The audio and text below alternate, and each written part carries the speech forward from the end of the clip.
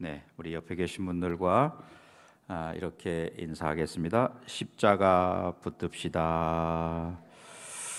네, 우리 고난 주간을 지나고 있어서 하이델베르크 요리문답보다 오늘 본문의 말씀을 전하려고 합니다. 요한복음 8장 44절에 가면 그 사탄에 대한 그런 별칭이 나오죠. 너희는 너희 아비 마귀에게서 났으니 너희 아비의 욕심대로 너희도 행하고자 하느니라. 그는 처음부터 살인한 자요 그 진리가 그 속에 없으므로 진리에 서지 못하고 거짓을 말할 때마다 제 것으로 말하나니 이는 그가 거짓말장이요 거짓의 아비가 되었습니다. 하나는 처음부터 살인한 자라는 말이고, 또 하나는 거짓말장이 거짓의 아비라는 말이죠. 그러니까 처음 아담과 하와 때부터 그러했습니다. 거짓말로 꿰어가지고 그들을 죽음에 이르게 한 것이죠. 지금 오늘 본문에서는 사탄이 거짓으로 예수님을 죽이기 위해서 그 거짓 증인들을 세우고 거짓으로 몰아가는 그런 장면을 보고 있습니다. 그 사탄은 오늘 저와 여러분을 역시 넘어뜨리고 죽이고 하기 위해서 우리를 거짓으로 또는 거짓말로 속이고 넘어뜨리려 하고 있다라고 하는 것을 우리는 분명히 알아야 되는 거죠. 태초부터 지금까지, 아니 앞으로도 주님 오실 그때까지 계속해서 사탄은 그렇게 처음부터 살인한 자요 거짓말장이요 거짓의 아비라는 사실이 틀림없다는 것이죠. 오늘 본문에서 우리는 그것을 보게 됩니다. 오늘 보면 크게 두 가지인데, 하나는 고난당하신 예수님, 또한 배반한 베드로, 예수님과 베드로에 대한 내용이라고 이렇게 할 수 있는데요. 지금 로마 병사들하고 유대인들이 예수님을 잡아가지고 대제사장, 가야바지요, 그 대제사장의 관저로 끌고 갔습니다. 그러니까 날이 채 밝기도 전에 대제사장의 집으로 끌려가신 예수님. 보통 그 당시에 그 산헤드린 공의회가 71명으로 구성이 되어 있는데, 당대의 대제사장이 산헤드린 공회의 수장입니다. 의장이죠. 그러니까 그 산헤드린이라는 데는 사법, 입법, 행정 3권을 다 가지고 있는 그러한 힘이 있는 기관이죠. 그 기관의 장되는 이제 대제사장 가야바의 집에 예수님이 끌려가셨다. 지금 여기 57절부터 68절까지 쭉 내용에 보면 예수님께서 밤에 지금 여기에 끌려와서 그 신문을 하고, 또 그 신문한 그 사람들이 27장 1절로 넘어가면 새벽에 예수님을 형식적으로 이런 재판을 하고 하는 그런 상황을 지금 우리가 본문에서 보고 있습니다. 원래 산헤드린 회의는 성전 안에 있는 그 큰 대형 홀에 앉아서 이제 이렇게 하는 것이 보통이었는데, 오늘 본문은 지금 가야바의 집들에서 하는 좀 특이한 그런 장면이라는 것을 알 수 있습니다. 지금 그 6월절 기간에는 성전이 밤중에 이제 해질 때에 문을 열기 때문에 부득이하게 그러했다. 혹시 그 지도, 예루살렘 성에 대한 지도를 이렇게 한번 보여주시면, 그 지도 가운데 예루살렘 성이 어떻게 되어 있냐면 성전이 있고, 그 다음에 헤롯 궁전이 있고, 그 밑에 바로 붙어서 가야바 대제사장의 관저가 있고, 이런 형식으로 되어 있습니다. 그 성전, 큰 성전 뜰 안에 있는 그 홀에서 회의를 해야 마땅한데, 거기서 하지 못하고 지금 가야바의 집뜰 쪽에서 회의를 하고 있다라는 것입니다. 그러니까 지금 어떻게 하든지 예수님을 로마 총독에게서 사형 언도를 받아내려고 하는 그런 모습으로 몰아가거든요. 왜냐하면 자기들이 생명을 죽일 권한은 사내들인에게 없습니다. 오직 로마 총독에게만 사형 언도할 수 있는 자기, 나머지는 다 사내들인이 알아서 하겠지만 사형에 관한 것은 로마 총독의 결재가 있어야 되기 때문에 그 사형 언도를 받아내기 가장 이제 지도가 나오는데요. 저게 예수님 보면 점선으로 되어 있는 게 예수님 당시의 예루살렘 성이고 그리고 파란 하늘색으로 된 거 현재인데요. 거기 보면 성전이 있고 그 성전 바로 위쪽에 관사가 있는데 그게 빌라도 관저입니다. 거기는 그 이제 왼쪽으로 가면 연못이 있고 그 위에 바로 가야바 관저가 있고 그 옆에 헤롯 궁전이 있고 요게 이제 그 당시에 예수님 당시에 예루살렘 성입니다. 그리고 그 밑에 1번이라고 써 있는데 최후의 만찬, 목요일 날 다락방이라는 이야기죠. 그리고 저 끝에 위에 보면 겟세마네 동산이 있고 예수님의 동선이 이렇게 된다는 것을 알 수 있죠. 네, 저 그림에서 보는 것처럼 지금 원래 이쪽 성전 있는 그 장소에서 회의를 하고 사내들은 공회가 열려야 되는데 지금 가야바의 관저에서 하고 있다. 이것도 사실은 비정상인 거죠. 네, 그러면서 지금 어떻게 하든지 예수님을 죄를 뒤집어 씌워서 사형에 처하도록 하려고 하는 그런 상황입니다. 우리 61절에 한번 보시면 61절 말씀에 뭐라고 되어 있습니까? 이르되 이 사람의 말이 내가 하나님의 성전을 헐고 사흘 동안에 지을 수 있다. 예, 그 앞에 보면 거짓 증인이라고 되어 있습니다. 예.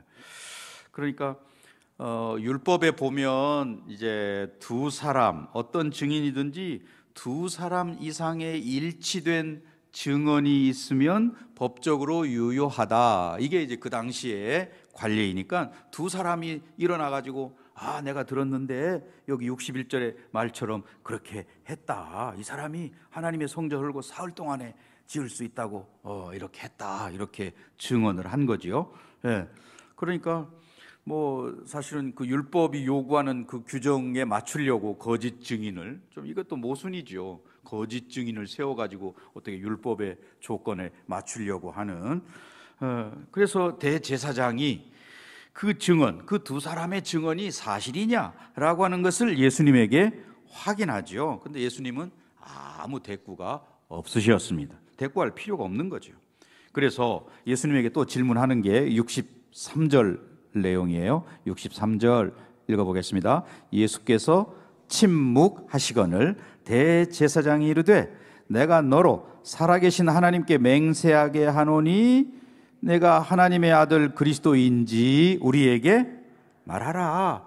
다시 말하면 너 그리스도냐? 이런 질문이거든요.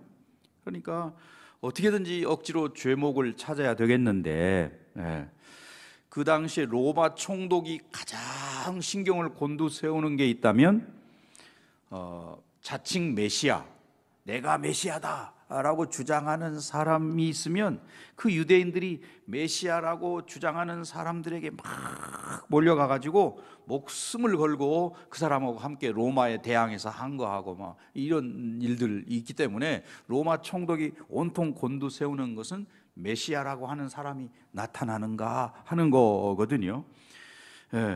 그런 상황 속에 지금 대제사장이 어떻게 하든지 너가 그리스도냐 이렇게 질문을 하는 거죠. 유도 질문이라고 할 수 있죠.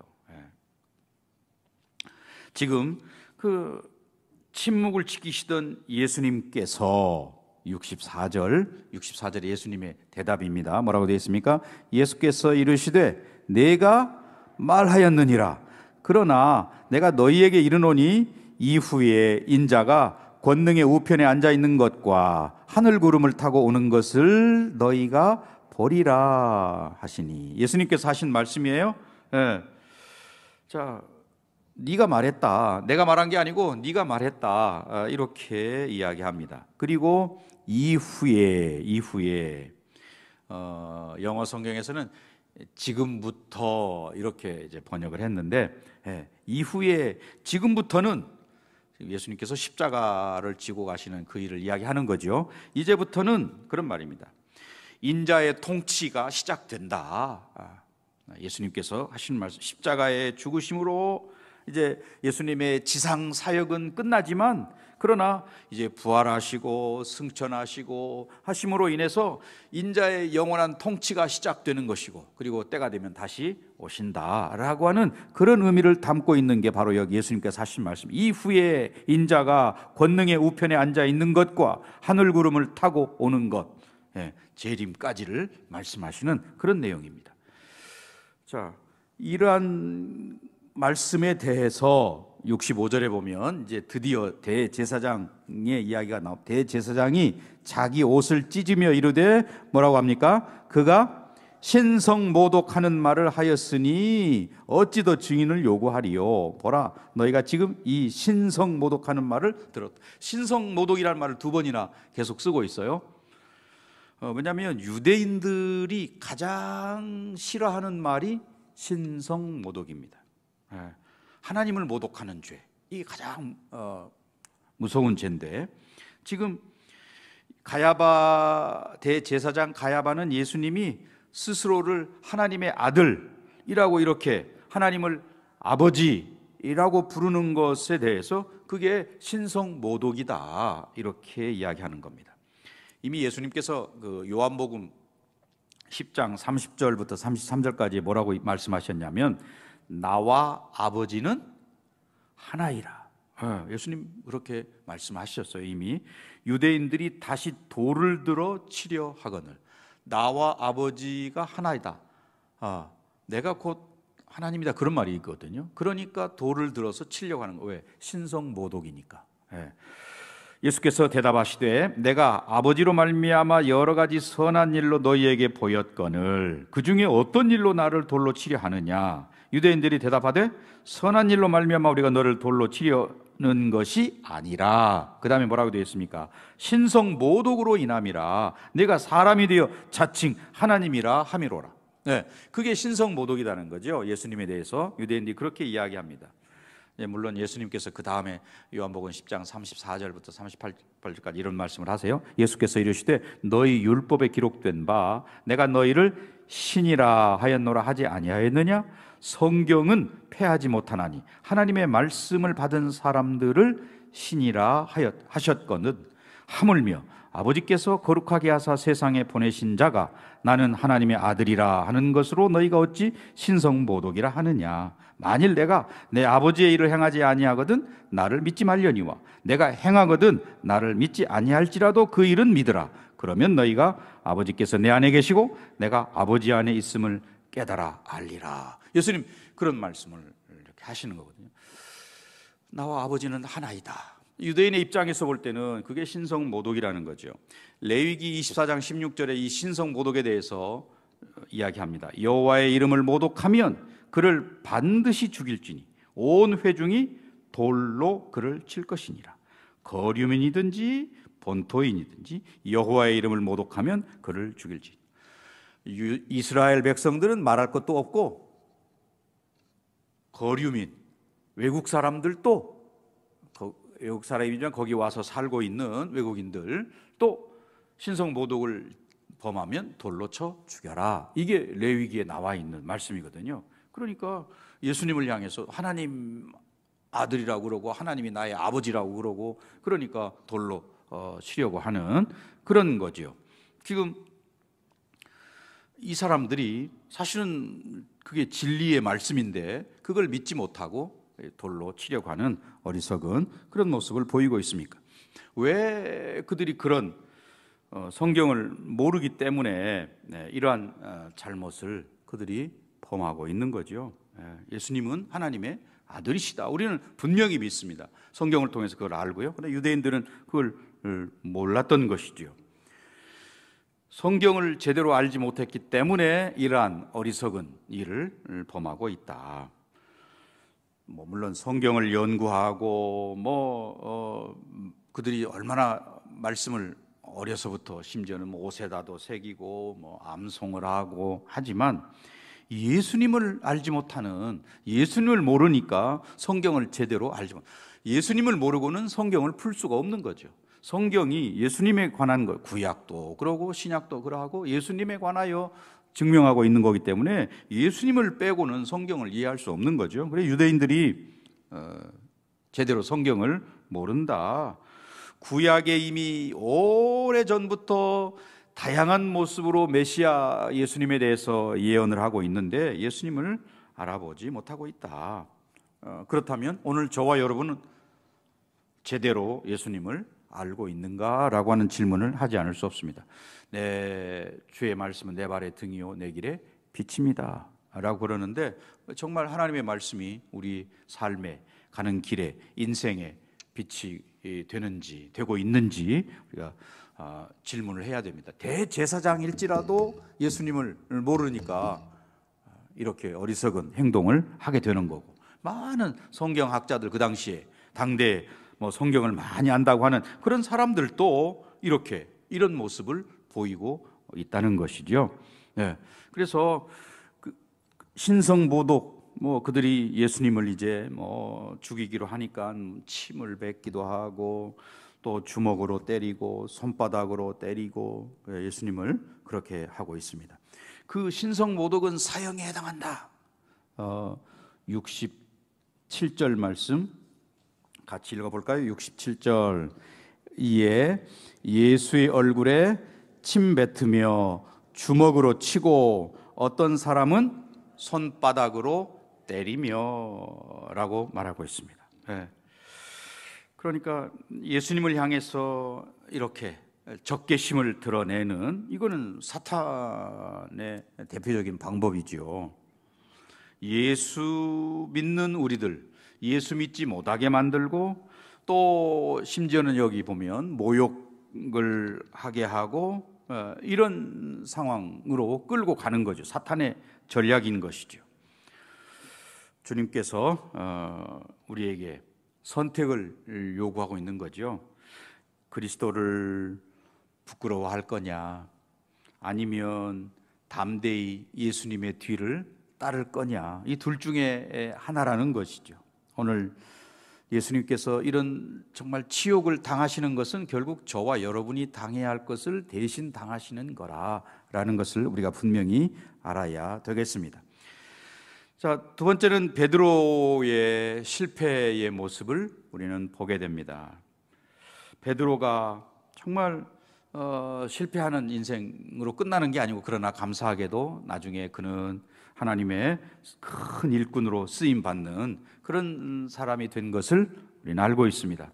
지금 그 뜰에, 가야바의 뜰에 숯불을 피워놓고 아마 새벽 한기를 쫓아내는 그런 모양이겠지요. 주위에 여러 사람들 또 군인들 둘러서서 불을 쬐고 있습니다. 그 군인들이 예수님을 체포하니까 대부분의 제자들은 다 도망가 버리고, 그들 가운데 두 사람, 베드로하고 또 한 제자, 요한이죠. 그 제자가 예수님 끌려간 그곳으로 멀찍이 따라왔습니다. 그런데 베드로가 성전 그 바깥들에 앉아 있는데 한 여종이 와서 베드로를 보면서 너도 갈릴리 사람 예수와 함께 있었다. 69절에 보면 그렇게 되어 있죠. 또는 마가복음 14장 67절에는 나사렛 예수와 함께 있었도다, 이렇게 이야기를 합니다.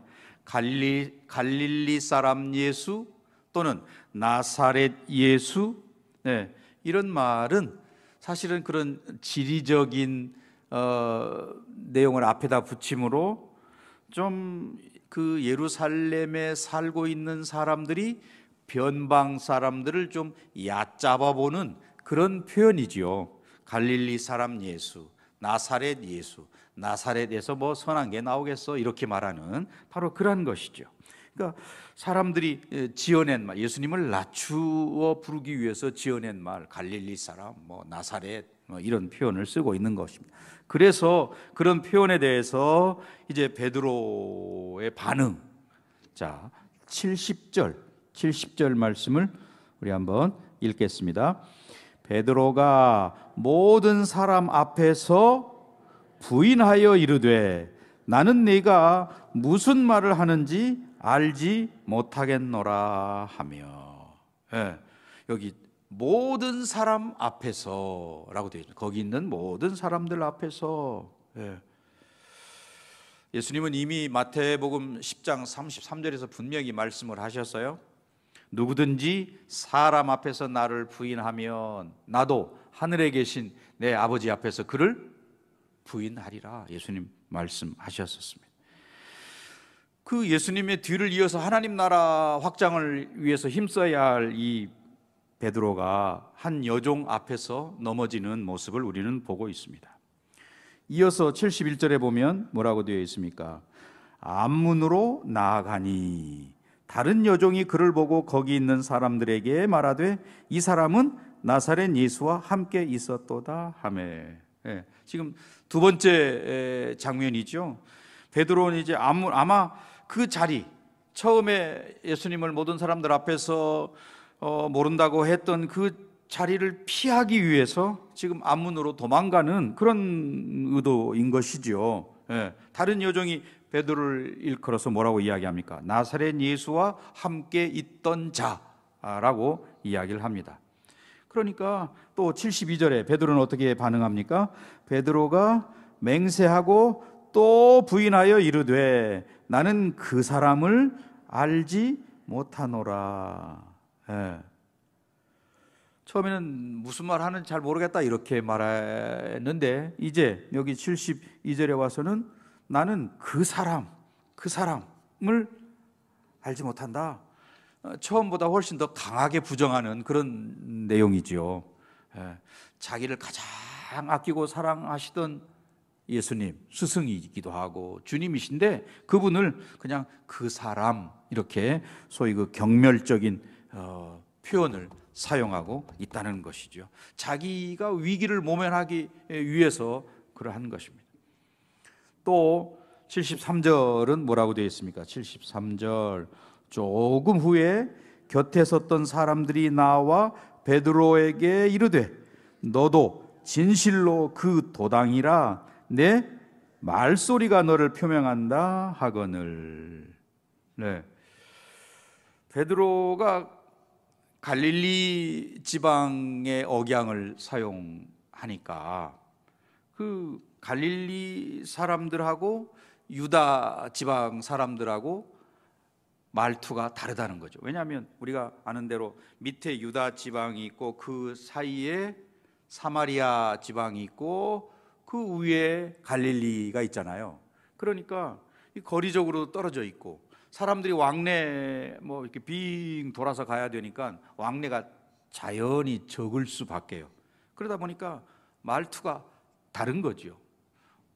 어쩌면 뭐 저 북한에 있는 사람들 말투하고 우리 이 대한민국에 있는 사람들 말투하고 다른 거 아마 비슷할 거예요. 그러니까 말투 들어보면 아는 거죠. 아, 이거 부산 사람이네. 뭐 이렇게 지역의 사투리가 있다는 이야기죠. 특별히 그 당시에 갈릴리 사람들이 그 남쪽 유다 지방에 있는 사람들이 사용하는 모음 발음이 잘 안 됐다고 그래요.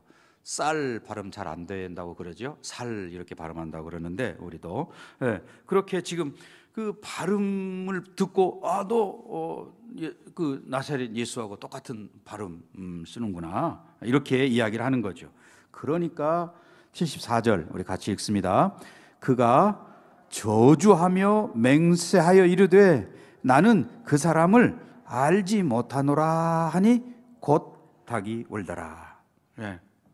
저주하면서 그 사람을 알지 못한다 이렇게 맹세를 했습니다. 그리고 닭이 3번 울자 3번 부인할 것을 예수님께서 말씀하신 것이 생각나서 이제 울었다 그런 이야기입니다.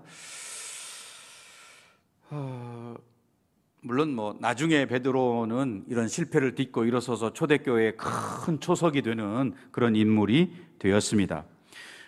사탄은 베드로를 넘어지게 했지만 하나님께서는 그를 다시 세워서 믿음의 용사로, 초대교회의 초석으로, 또 복음을 전하는 일꾼으로 사용하시는 것을 우리가 보고 있는데요. 아무튼 이 베드로는 정말 안타까운 그 세 번씩이나 부인하고 넘어지는 그런 모습을 보고 있습니다.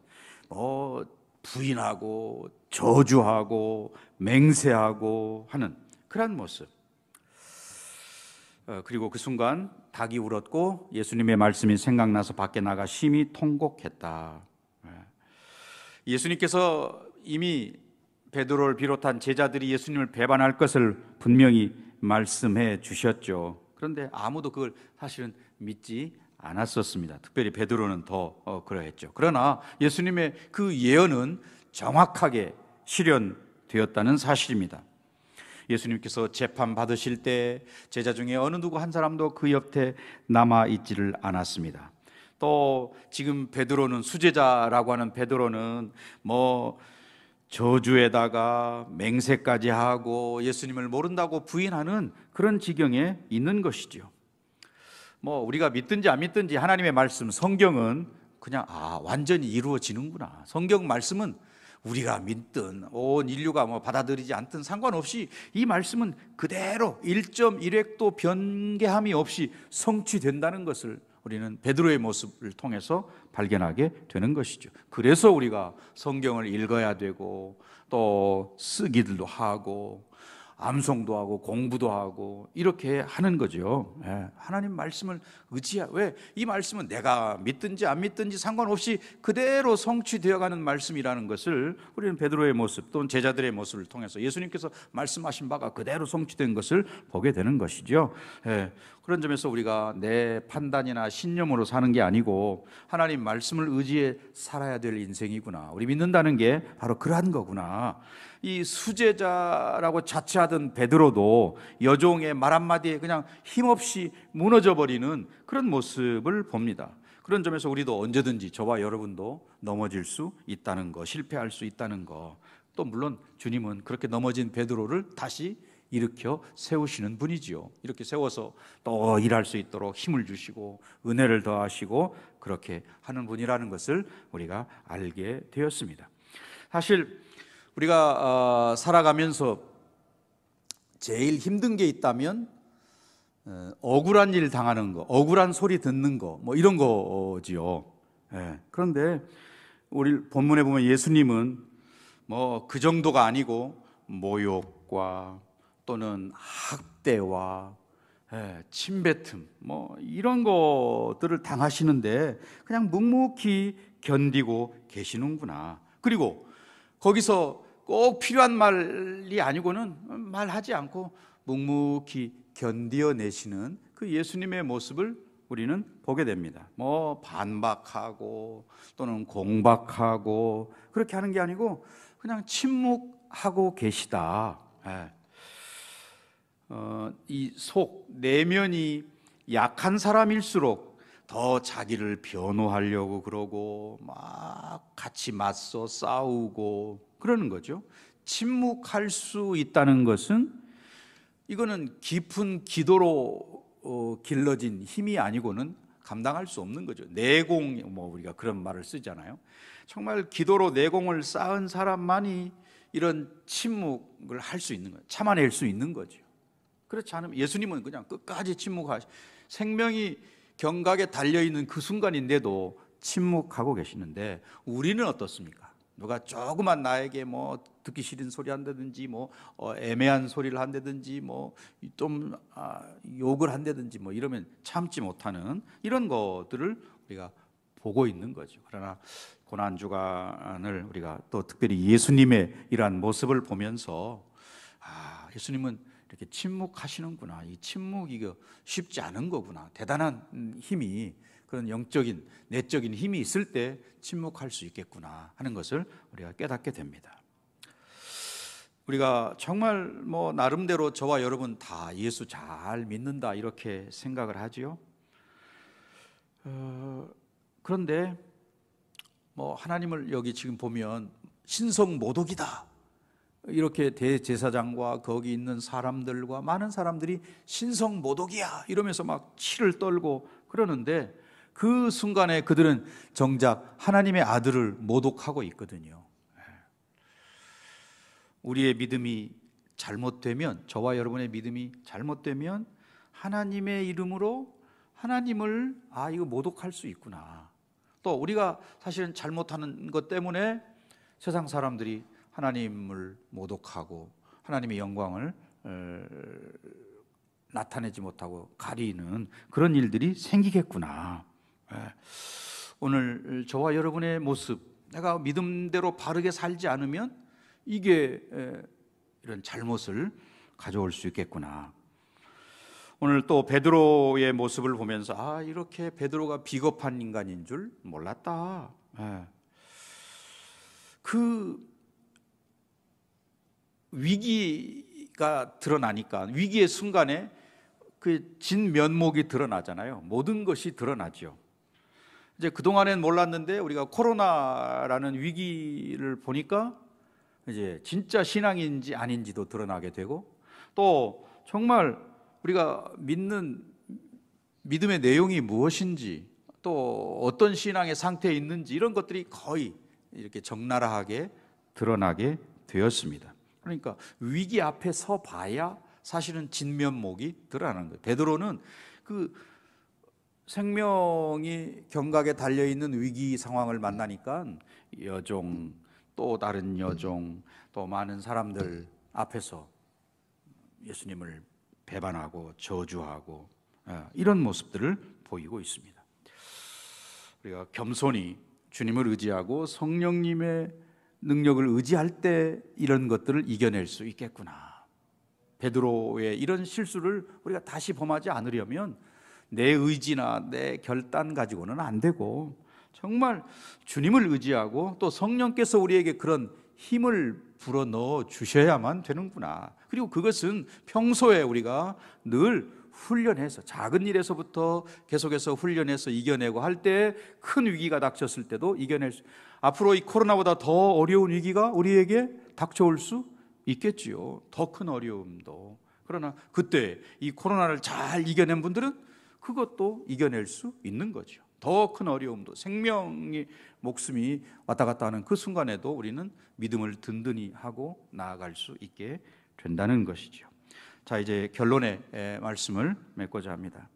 우리는 고난당하신 예수님, 정말 별 수단 방법을 동원해서 예수님을 한쪽으로 몰아가려고 하고 신성모독으로 또 사형으로 가려고 하는 이 전략 뒤에는 사탄의 보이지 않는 손길이 있다는 것을 우리는 알고 있습니다. 그걸 모르는 유대인들, 성경을 제대로 몰랐기 때문에 결국은 사탄의 도구로 사용되는 것이죠. 믿음이 있다고 하지만 내가 가진 믿음이 제대로 된 믿음이 아닐 때 우리는 이렇게 속기도 하고 넘어지기도 하고 심지어는 사탄의 도구가 되기도 하고 할 수 있다는 것을 우리가 깨달아 알아야 되겠고요. 실패하는 이 베드로를 보면서 정말 하나님의 말씀은 그대로 성취되는구나.